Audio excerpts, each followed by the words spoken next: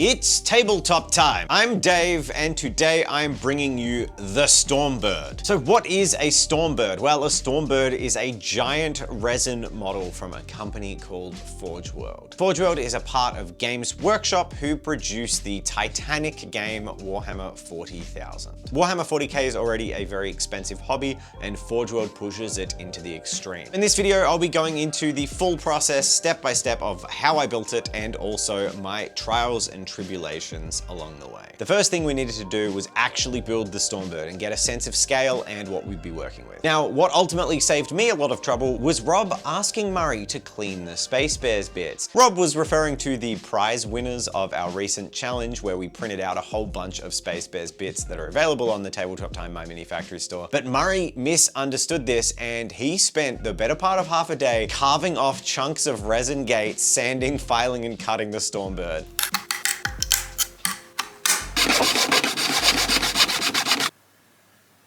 Thanks, Murray. I appreciate your sacrifice. The Stormbird is a flying gunship and transport that can be taken as an optional unit by the Space Marine faction. The Space Marines, of course, being the poster boys of Warhammer 40k. Another element of Forge World resin kits is that sometimes it has a mold release agent stuck on the surface of the model, and this release agent will prevent paints and glues from making a proper connection with the resin. So it's important to get a bath of slightly warm, soapy water, and then a soft brush to scrub all elements of your Forge World models. Basically, you need to give them a very nice bath before you build and paint them. Once this is done, you may want to go over any mold lines you find and clean them up with files or knives. And the only major complication here was to carve out the space where the doors would go so that you could open them. I will say the resin here was particularly thick, and what should have been a really simple process actually took quite a bit of time with the knife to carve that all out. During this initial process with the nose cone, I spent a lot of time dry fitting parts. At this stage, I found that it would be basically impossible to fit the canopy on the model while having the nose cone attached. So I opted, with the canopy being a small and thin resin piece, that this would be the last piece fitted. I glued in the cockpit. The nose cone required the most encouragement, and while this is against recommendation, sometimes these large, thick pieces of resin need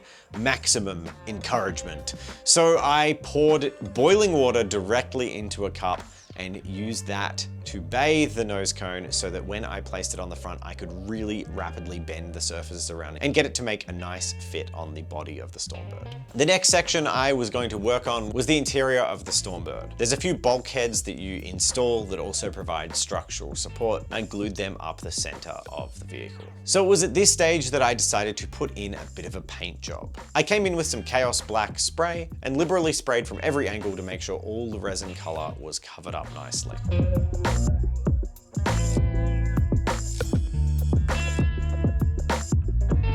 So I thought a really effective way to allude to an active environment inside the ship was to paint it all purely with red light inside the ship. I pictured the red lights in World War II parachute planes from movies that I've seen, where they're all standing in that cargo plane with that ambient red light.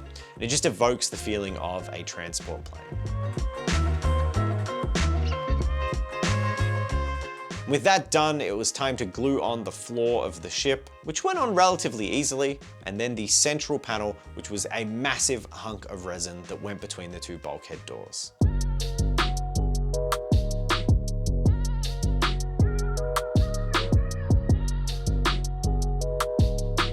With the middle section glued on, it was time to stick the back on. And this is probably one of the hardest fits of the build. The front of the ship was, as often they are, slightly tilted at an angle, and the back of the ship was bent in too tightly. So not only did I have to bathe this part in a lot of hot boiling water, I also needed to shave down multiple of the contact points to provide enough room for the model to join. Something of note here that was really interesting was how the cumbersome nature of the Stormbird was actually starting to make it more difficult to work on. This is a really big flyer and it's really heavy. I think the total build has got to be 4 or 5 kilos. And when you're balancing that in one hand and trying to glue stuff and apply pressure with your other hand, it does make the whole process a lot more difficult than it otherwise would be.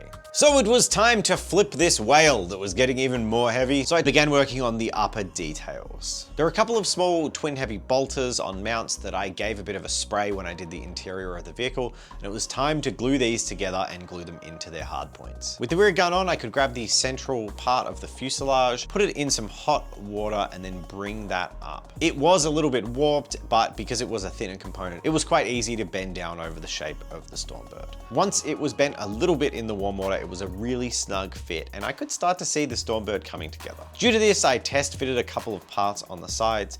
Two of these were the side sections that the large door frames were attached to. But with these sides glued on, it was time to work on the wings and the engines. As you've seen already on the channel, I cast up a few spare bits of the engines with Jazza so we could use them on the tarmac and hangar. My thought with these was to use the lower quality cast pieces that I had made for an engine that has maybe been removed and replaced. That way the Stormbird is still in pristine condition, but we're kind of telling a story. I'll get the recast engine, chip it, burn it, make it look damaged and destroyed, and have that removed and separate on the hangar, perhaps with some cranes nearby and some technicians. This will tell the story of a Stormbird that took some nasty battle damage and had to have a full engine replacement, while the tech priest of the Omnissiah soothed its injured machine spirit and bring its part back to life. The engine's glued on really easy to the wings, and then it was time to put on the flappy bits. I don't really know what these are called on planes. The flaps? They're just the flaps, right?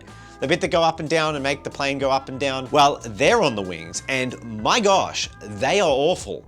These pieces were completely misshapen. I made sure I triple checked I had the right pieces, and they barely fit in the wings. They just didn't fit. I really don't know why they're so bad and why they don't fit really well, but even with hot water bending, shaving them down, cutting them down with a saw, I managed to get them all to fit in, sort of. There are the most prominent gaps on the entire model, and they're not even gaps that I want to fill because these are the flaps. They should be elements that can move up and down and are separate from the wing, but yeah, they're really, really dodgy. Forge World, this is the part of the kit you should maybe look at redoing, because it sucks. And the trouble with the wings didn't end at the flaps.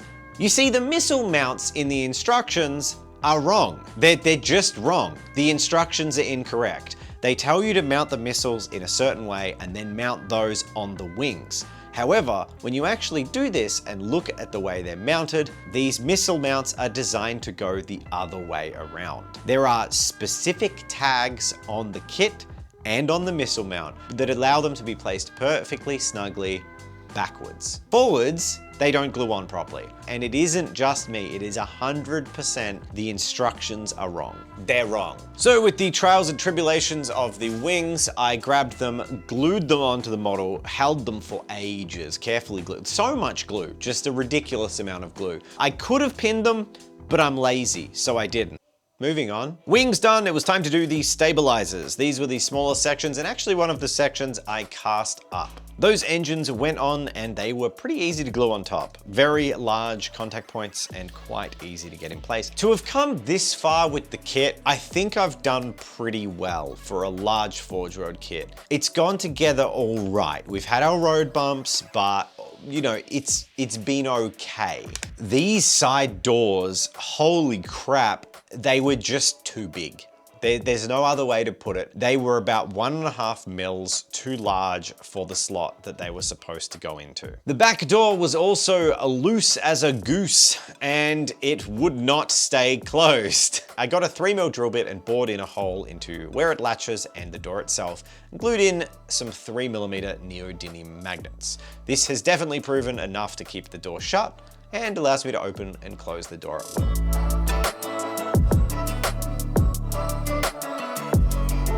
After the trials and tribulations of those doors, I had an easy time gluing on the left and right canards. Canards? I don't know, the little front wings. They glued on really easily and they actually fit really nicely. That was great. This left me to build all the ball joint guns. Now I've built a Fire Raptor, so I've built a couple of these before, and I think they're pretty neat as a design, but altogether, I'm not really sure I love the way they mount into vehicles. I don't know if you in the comment section agree with me, but these ball joint turret mounts are kind of really finicky. They're just temperamental. Sometimes the mount piece you get doesn't seem to want to work. Sometimes it does. Now the Stormbird comes with options for ball joint turret mounted las cannons or quad heavy bolters, and I went with 2 of each, with the las cannons for the rear guns and the heavy bolters for the front guns. With the ball joint guns in, it was time for the final trial, and I'm pretty sure this is gonna break it. There are these tiny landing gear which is supported purely by some extremely loosely fitting struts that connect to the hull and then to these landing feet. And after spending a fiddly bit of time gluing them and trying to get the angles right, getting them to fit in and allowing them to dry, I was ready to see if turning over this whale again would just break it and ruin everything. Let's find out. Oh, the resin just bent under the weight. But hey. She sits. She stands. So there was one final piece, one bit that I neglected that I did want to come back to, and that was the canopy of the Stormbird. This was a thinner piece and I knew would be my best candidate for some pretty aggressive bending and shaping. Trying to dry fit it, it became clear that I would need to shave off like significant amounts of resin, and it would be a massive mission just to get this to fit, even with carving down things. So instead, I went, screw it. So I submerged it in boiling water until it was almost just floppy. You could pick it up and it was sagging. And then I grabbed that and just crushed it into the canopy slot. And it worked. It worked really well. It buckled the windows a little bit, and that's it. If I want to fix the windows, I can cut them out and glue in plastic ones later. So yeah, it worked. So with the model built, I wanted to gap fill a few sections of it. And to do that, I chose Milliput. I'm not going to go around and anally fix every tiny crack and crevice in this model, as there is a lot we can cover with little touches of Valhalla and Blizzard on our gaming board, and a lot that will disappear in the paint job. It is a square mechanical object, and panel lines and gaps between mechanical components are quite common. However, I wasn't going to leave the particularly large or heinous gaps in this model that just look bad. So along the top of the vehicle, there are a few really prominent gaps, and I wanted to make sure I puttied them up. So I got some Milliput because I could sand it back later and get a smooth finish, and I just filled in all these major cracks on the top of the fuselage. Once I was happy that these gaps had been filled to a satisfactory level, I was finished with the project, and it's time to lean back and take a look. And here she is, Bear Force 1 in all its glory. Now there is a whole bunch of conversion and customization that we want to put on top of this model, and we'll be doing that in a later video.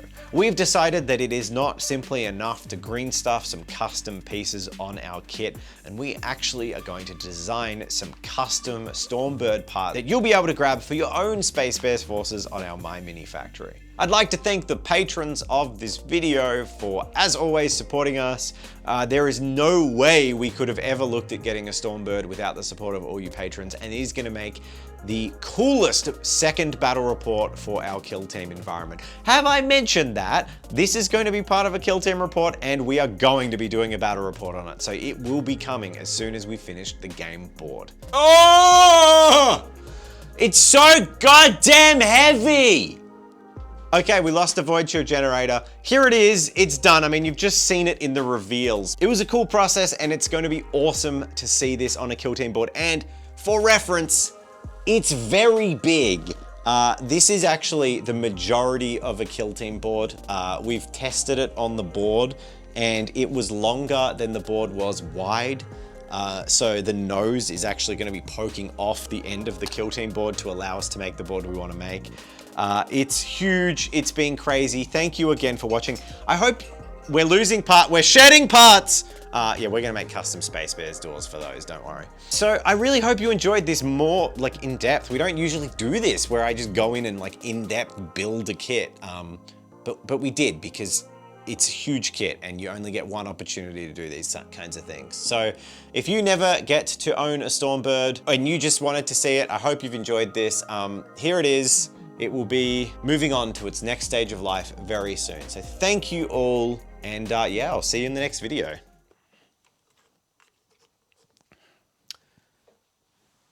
This is so awkward. Once you pick it up, it's like, I don't want to break it. Oh. You have to land it as delicately as it would have to land.